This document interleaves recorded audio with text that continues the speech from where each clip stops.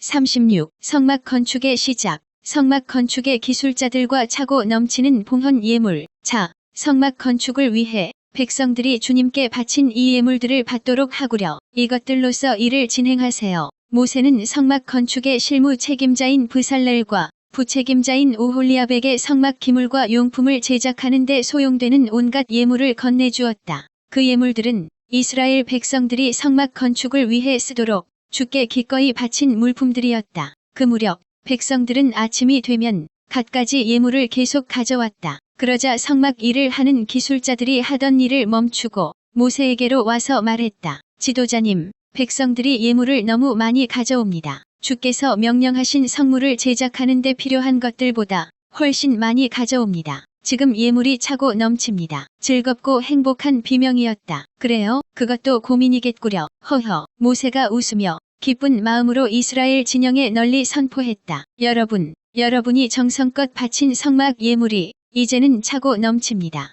이후로 더는 성막 건축에 필요한 예물을 가져오지 마십시오. 그만 가져와도 충분합니다. 정말 고맙습니다. 그제야 사람들은 예물 바치기를 그쳤다. 백성들이 가져온 각양 물품이 아주 넉넉해 성막을 짓는 모든 일에 쓰고도 남았다. 어느 때보다도 주께 대한 이스라엘 백성들의 신앙심이 한껏 고취된 상태였다. 그도 그럴 것이 금송아지 숭배 사건으로 인한 하나님의 진노로부터 죄 사함을 받았고 신기하게 생긴 십계명 두 돌판도 눈으로 직접 확인했다. 또한 산에서 내려온 모세의 얼굴의 광채는 주께 대한 믿음을 더욱 돈독하게 만들었다. 그래서 백성들은 성막을 짓는 일에 너나 할 것 없이 모두가 뜨거운 열심을 냈던 것이다. 성막 건축 덮개, 널판, 휘장을 만들다. 자, 이제 일을 시작합시다. 마침내 성막 건축 작업이 본격적으로 시작되었다. 먼저 성막 전체가 어떻게 구성되었는지 일괄적으로 살펴보자. 하얀 세마포 울타리로 빙 둘러쳐진 성막 전체는 성막들과 성막 본체로 이루어졌다. 성막들에는 번제단과 물두멍이 놓였다. 제사장들은 성막들에 있는 물두멍에서 손발을 씻는 정결의식을 행한 뒤 레위인들의 도움을 받아 희생제물을 잡아서 번제단 위에서 불사르는 각종 제사를 집행했다. 성막 본체는 다시 지성소와 성소로 구분되었다. 성막의 가장 깊숙한 곳인 지성소에는 십계명 두 돌판이 들어있는 법궤가 안치되었다. 그리고 지성소 휘장 바깥의 성소에는 입구 쪽에서 바라볼 때 중앙에는 분향단, 오른편에는 진설병상, 왼편에는 등잔대가 놓였다. 모두들 수고하는구려. 자, 우리 주님의 집을 짓는 일인 만큼 힘들 내시구려. 모세는 점심도 거른 채 두루 돌아다니며 성막 건축에 땀 흘리는 성막 기술자들과 봉사자들을 격려하고 독려했다. 브살렐과 오홀리압도 부지런히 일하면서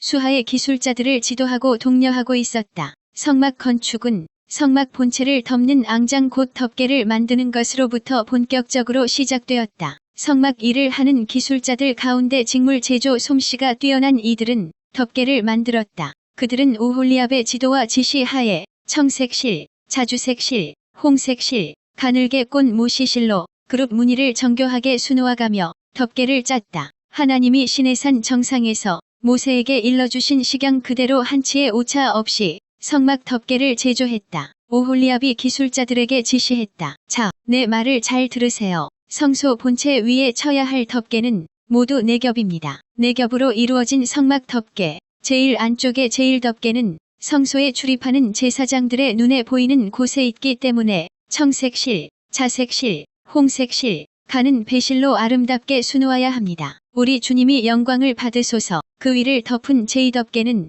염소 털로 만들어야 하고 제3덮개는 붉은 염료로 물들인 순양의 가죽으로 만드세요. 그리고 성막 본체의 가장 위를 덮고 있는 제4덮개는 오소리 가죽으로 만들어야 합니다. 특히 제3덮개와 제4덮개는 짐승의 가죽으로 더욱 튼튼하게 덮어야 합니다. 그래야 비바람과 모래 먼지를 막는 동시에 습기를 방지할 수 있습니다. 네, 잘 알겠습니다. 성막 건축은 차질 없이 진행되었다. 기술자들은 성막 본체를 덮는 4겹의 앙장을 제작한 뒤 아카시아 나무로 성막 본체를 세울 널판을 만들었다. 성막 본체의 뼈대를 이룰 널판이었다. 성막의 본체를 형성하는데 모두 48개의 조립식 널판이 필요했다. 성막의 좌우 벽을 이루는 남편과 북편을 위해 각각 20개씩, 성막의 뒤쪽인 서편을 위해 6개, 그리고 좌우의 널판과 뒤편의 널판이 만나는 두 모퉁이 부분을 견고하게 덧대기 위해 두 개가 필요했다. 모두가 구슬 같은 땀방울을 흘리고 있었다. 여느 때였으면 왜 이런 일로 지체하느냐고 불평을 늘어놓았을 텐데 지금은 그렇지 않았다. 주께서 거하실 성막을 짓는다는 기대감에서 불평이 아니라 가슴이 설렜다. 그때 브살렐의 큰 목소리가 들렸다. 널판의 숫자들이 정확한지 확인해 보세요. 숫자를 확인하며 제작하고 있습니다. 성막 동편은 출입구이기에 벽을 만들 널판이 필요 없습니다. 거기는 그냥 두세요. 네, 알고 있습니다. 브살렐과 오홀리압, 성막 기술자들은 손발이 척척 맞았다. 널판 한 개의 크기는 길이가 10규빗, 너비가 1규빗 반이었다. 모두 아카시아 나무를 사용하여 만든 뒤 금으로 입혔다. 아카시아 나무는 시내 반도에서 쉽게 구할 수 있었고 재질이 단단하고 벌레에도 강하며 내구성을 지니고 있어서 목재로 매우 적합했다. 48개의 널판을 견고하게 고정시키는 촉꽂이와 은 밑받침을 만들었다. 널판 하나마다 각각 2개씩 촉꽂이 96개와 은 밑받침 96개를 만들었다. 또 아카시아 나무로 가로대를 만들었다.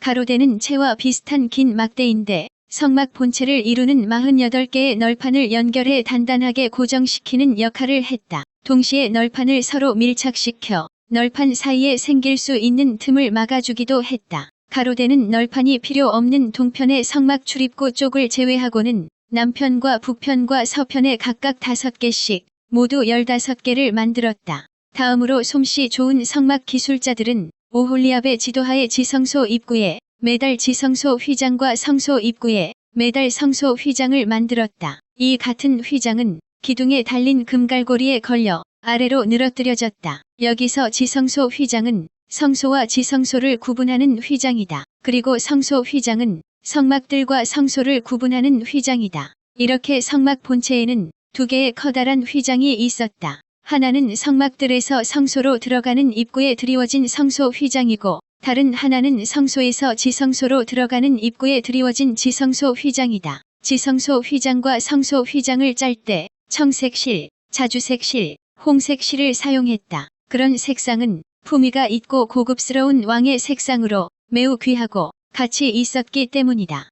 따라서 하나님의 성막과 휘장에 그런 색상들을 사용한 것은 지극히 거룩하신 하나님의 고결한 품성과 빛나는 영광을 부분적으로나마 나타내기 위함이었고 또한 하나님께 마땅히 최고의 경배와 찬양과 영광을 돌리기 위함이었다.